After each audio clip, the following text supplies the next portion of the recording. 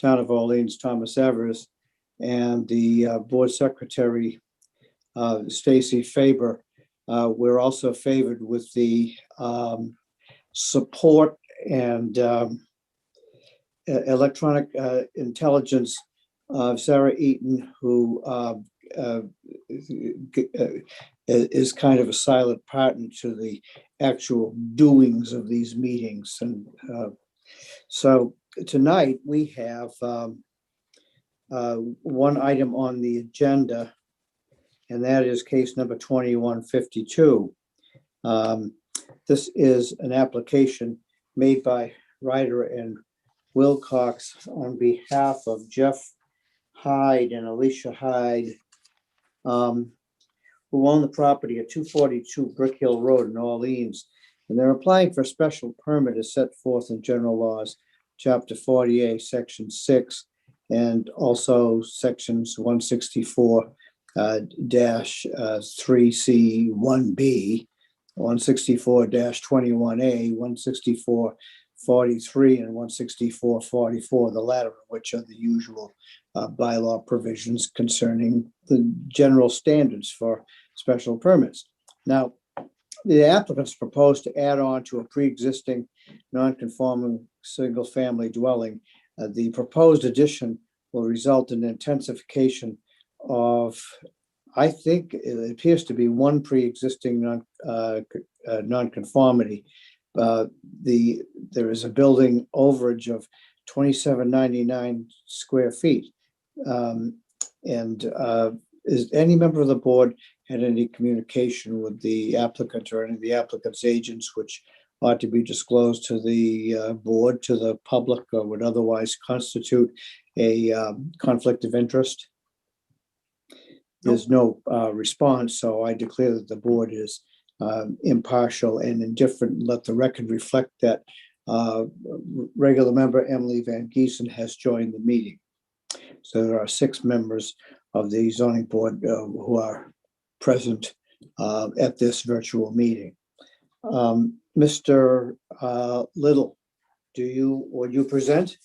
Yeah, thank you, Mr. Chairman, members of the board. David Little from Ryder and Wilcox. I believe Jeffrey and Alicia Hyde are attending this Zoom hearing as well. The advertisement was a little deceiving in that we're not here for a coverage issue. We are here for a nonconformity to a side property line.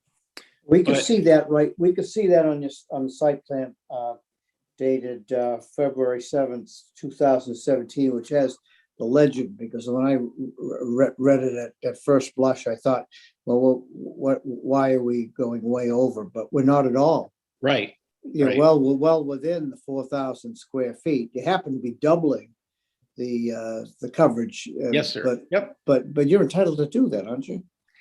Yes, we are. So the Hydes are proposing to renovate and add on to their dwelling on Brick Hill Road. It's an antique structure built in 1862. The plans we provided you show that they're trying, the additions are in keeping with the antique nature of the dwelling. They're actually proposing a front porch, which I think improves the character of the dwelling from the street. The additions, as I said, include a front porch, a large addition to the rear of the house, and a 4 by 12 foot 5-inch addition near the northwesterly property line. And it is the 4 by 12 foot 5-inch addition that we're here to hopefully obtain a special permit for. Everything else, including building coverage, all comply with zoning. The septic system is suitable for the number of bedrooms that are shown on the plans. And fortunately, you can intensify a nonconformity with a special permit. And in this case, we are doing so. The existing dwelling is 21.1 feet from the northwesterly property line, and the proposed 4-foot extension that's shown on the plan is going to be 21 feet. So we are intensifying that nonconformity by 0.1 feet, which It is minor, but nonetheless does require the special permit. So the work proposed, as I mentioned, everything else does comply with zoning. As to the special permit criteria, the 42,935 square foot site is certainly adequate for the addition. The resulting building coverage of 2,799 square feet is only 6.5% of the lot area.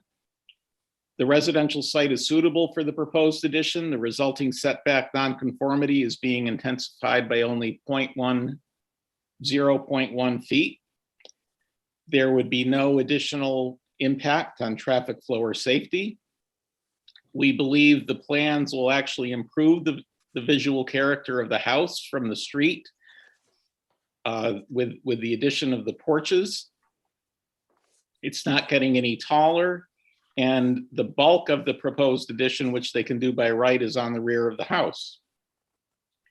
The property is served by a recently installed Title V system and town water. There are no stormwater issues on the site. And the utilities and public services will not be impacted by what the Hydes are proposing. And as usual with a situation like this, there will only be temporary noise impacts during construction, and a dumpster would remain on site to contain all construction debris. And we feel confident that this project would have no new impact on groundwater quality, recharge volume, or water quality of coastal or freshwater bodies. So that would be my presentation. We provided you with a site plan, building plans, and elevations. And I will open myself up to questions now, Mr. Marnick. Mr. Little, is the site plan correct? I thought that the application stated that the existing setback was 21 feet, and the proposed setback would be, which way is it going? So the existing setback is 21.1. Okay. And the proposed setback is Oh, so only, you're going to be a tenth of a foot closer. yes, sir. All right. Then some boards may consider that to be insignificant. That's the only reason you hear Yes, sir. on that one dimension. Yes, that's correct. Members of the board, do you have any questions of the applicant? I was wondering why we don't do the word de minimis, because it does seem to be a minimal, if not necessary, change. So just a technicality. I agree with exactly what you said. It seems like it's extremely minor. I wrote a decision last night, and I actually reflected the discussion of two members of the board, which used the word insignificant. Now, we could certainly conclude that a tenth of a foot is insignificant. Let me see if there are any other questions. Well, it's not a tenth of a foot, it's a 4-foot extension, right? It's a addition to the bedroom, is that right, Mr. Little? Yeah. Yes, Mr. Mulligan, it's an expansion of an existing bedroom by 4 feet. And so even if we weren't intensifying the nonconformity, I believe it would still require a special permit because it does not comply with zoning. It is more than just a tenth of a foot. It's a 4 feet, tenths of a foot, but it's still de minimis in my estimation. So I'll make a motion that we approve the special permit, Mr. Chairman. Very well. We'll hold that motion in abeyance and see whether is there anyone present at the meeting who wishes to speak in support of the application, in addition to Mr. Little. Oh, I'm sorry. Yeah, I'm sorry. I hear no one, I see no one raising hands. Is there anyone wishing to speak in opposition to this application? Very well. Then, Mr. Mulligan has moved to grant the special permit as stated in the application. Is there a second? Second. Any discussion on the motion? Then we will, the following members will vote. Mr. Waugh, Ms. Eckholt, Mr. Mulligan, Ms. Van Giesen, and Mr. Todd. And I'll poll the group. Mr. Waugh, Yes, Ms. Eckholt, Yes. Mr. Mulligan, Yes, Ms. Van Giesen, Yes. and Mr. Todd. Yes. And the motion carries unanimously. We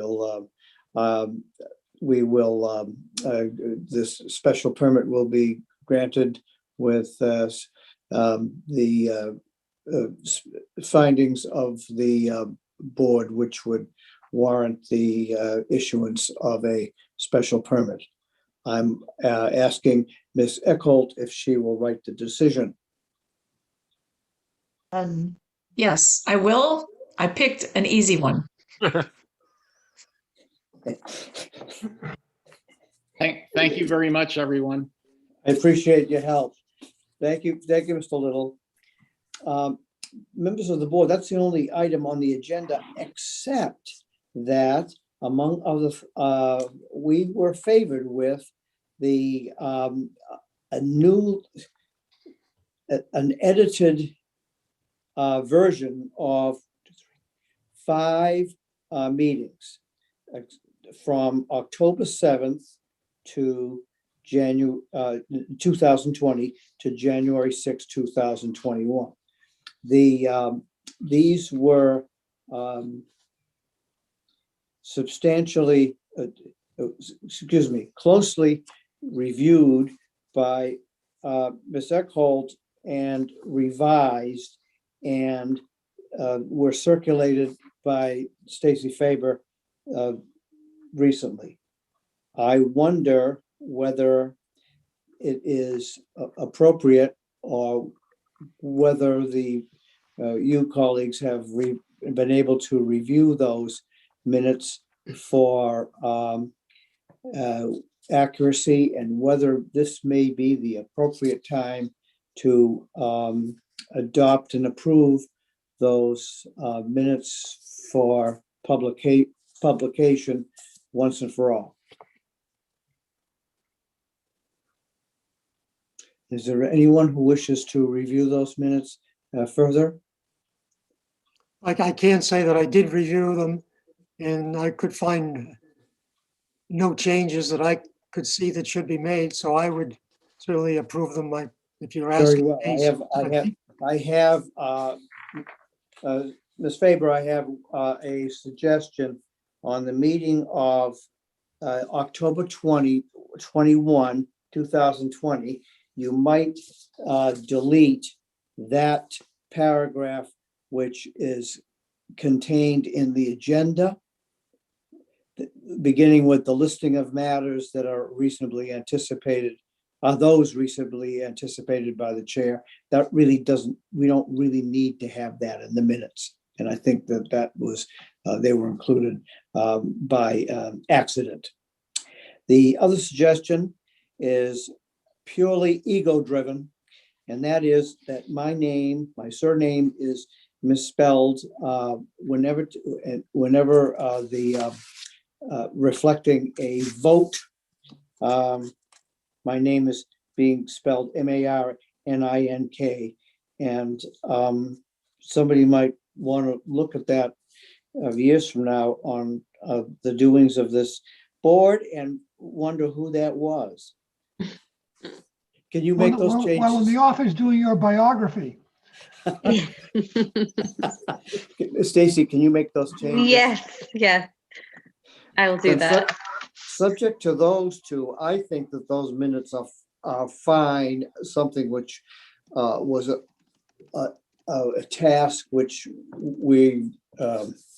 I personally, and therefore the entire board are indebted to Lynn Eckhold for doing. And now I think this meeting and the last meeting, we will need to work on those, not work on the meeting minutes, but we'll take them up another time. But these were in a batch. And did I hear a motion subject to those two amendments to accept those minutes? So moved. Mr. Waugh, and is there a second? Second, Second by Mr. Mulligan. Any discussion on the motion? All those in favor? We'll poll the group. Mr. Marek, yes. Mr. Waugh, Yes. Ms. Eckhold, Yes.